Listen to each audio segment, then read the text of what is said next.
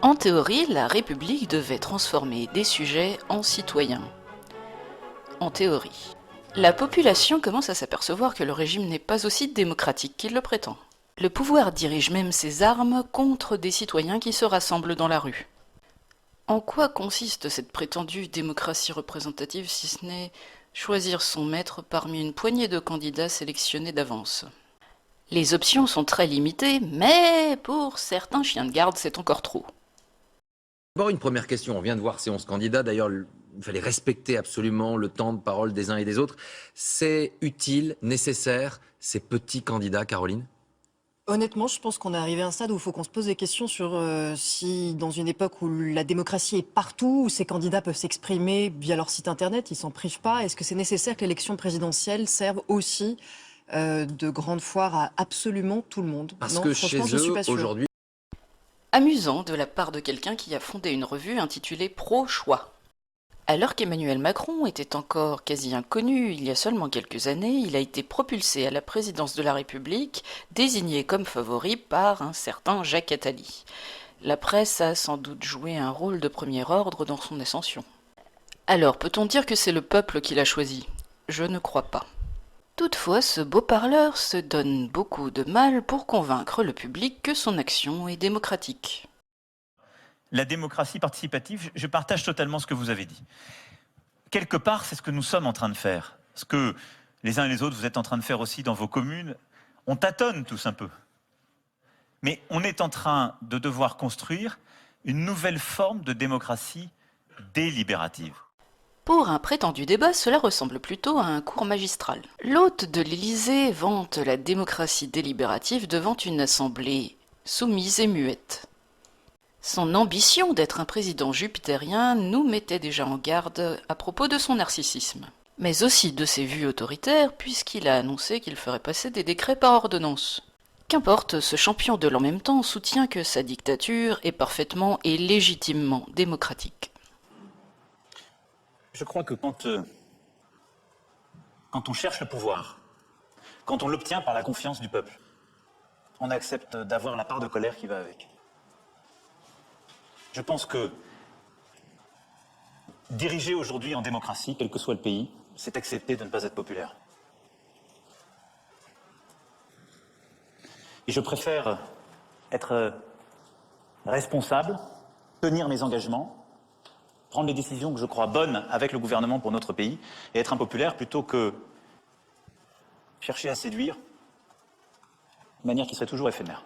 En somme, le prince a raison de conserver sa ligne politique coûte que coûte, car le peuple ne sait pas ce qu'il veut. Il y a eu la question du référendum d'initiative citoyenne.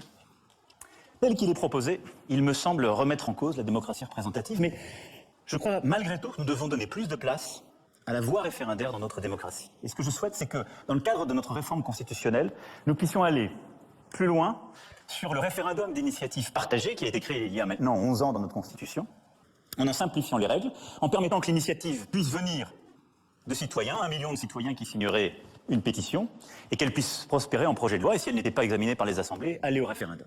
Je crois que c'est une bonne voie qui respecte la démocratie représentative, mais qui permet à 1 million de citoyens qui se rassemblent de pousser le Parlement à discuter d'un texte, ou bien d'aller au référendum. Faciliter le référendum d'initiative populaire serait en effet un grand pas vers la démocratie, à condition qu'on tienne compte des résultats. J'ai hâte de voir ce qu'il adviendra des aéroports de Paris à l'issue de la consultation. Dans son discours devant les maires, Macron a mis le doigt sur un point essentiel de la vie citoyenne, qui est l'information. L'un des défis que nous avons tous en tant que décideurs politiques légitimes, c'est que le monde dans lequel nous vivons, en effet, fait circuler l'information beaucoup plus vite. C'est à la fois un risque et une opportunité. C'est un risque parce qu'il y a aujourd'hui beaucoup aussi d'informations fausses, relatives, décontextualisées qui circulent. Et donc, ça bouscule la confiance que les gens avaient naguère dans ceux qui décidaient ou qui avaient une légitimité. Ça donne le sentiment que toutes les paroles sont égales. Or, c'est pas vrai. Quand on parle de sujets de dépendance, la parole d'un scientifique est plus crédible que la mienne. Je peux parler sur des sujets d'organisation, mais pas médicaux. Quand on parle de sujets de transition environnementale, il faut une parole scientifique, qui ne vaut pas la même que celle d'un simple citoyen. Toutes les expressions sont légitimes, mais les paroles ne se valent pas tous. Et donc, cette horizontalité il faut faire attention à ne pas s'engouffrer dedans, en disant en quelque sorte, il n'y a plus de hiérarchie dans les paroles et plus de légitimité.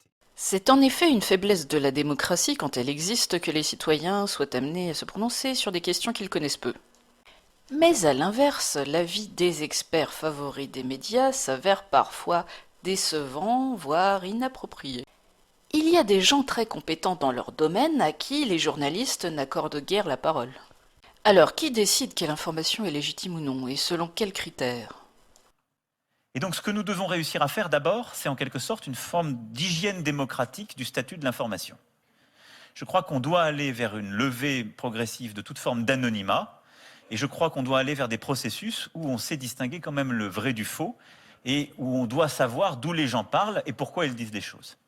Ça participe de cette transparence. Là aujourd'hui on a beaucoup d'informations, tout le temps, on ne sait pas d'où elles viennent. Il est tout à fait souhaitable que l'information soit sourcée. Cependant, curieusement, des informations tout à fait vérifiables parviennent difficilement aux oreilles des citoyens. Par exemple, quand de la bouche même d'une commissaire européenne, on apprend qu'il n'y a plus de politique intérieure nationale. Ce qui veut dire que nos élus sont les exécutants des ordres de la Commission européenne. Viviane Reding ne sait-elle pas ce qu'elle dit ? Ou bien il est bon de laisser croire que la réforme des retraites est une invention de Macron pour ne pas mettre en cause la construction européenne. Voilà donc le rôle de Macron qui essuie l'indignation bien compréhensible des Français. Donc j'assume. J'assume. Et je pense que l'état de nos démocraties implique cette part de colère.